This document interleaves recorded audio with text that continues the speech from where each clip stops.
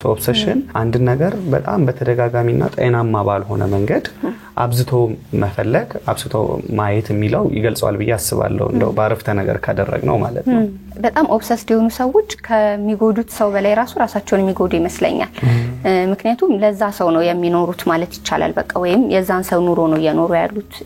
ምናጣው ሲመስለን የሆነ ነገር በጣም እንኳቋልን አይደለ ነገር እንዳናጣው በጣም ለመያዝ እንሞክራለን በጣም ለመያዝ በመሞከር ነው ይሰበራል አይደለ ላይክ በጣም ስንይዘው እንደዛ ይሆናል ሪሌሽንሺፑ ሞር ፍራጃይል ይሆናል ያንን ሰው አብዝቶ መፈለግ ሊሆን ይችላል በየቀኑ በየደቂቃው እየደወሉ ቼክ ማድረግ ይሄ ከመውደድ ያልፎ ወደ ቁጥጥር ወደ ኮንትሮሊንግ ወደ ሆነ ነገር መሄድ ብዙ ጊዜ ኮምፕሌን ማድረግ እንደተበደሉ ኦብሰሽኑን የሚፈልግ አይነት ስብዕናም አለ ላይክ ፍቅርን በዛ ነው የተቀረጸው በዛ የተቃኘ አስተዳደግ ሲኖር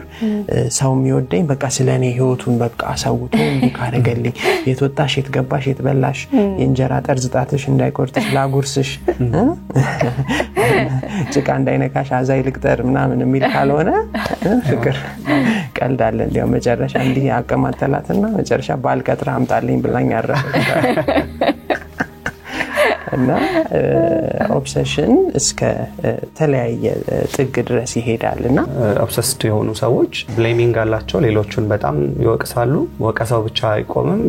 ራሳቸው እንደ ቪክቲም ወይ እንደ ተጠቂ አድርገው ያስባሉ ከዛ ደግሞ እኛ ደግሞ ቅድም አንቺ እንዳልሽው እስኪ ጨንቀን ድረስ እንድንገዛ ያደርጋል ማለት ነው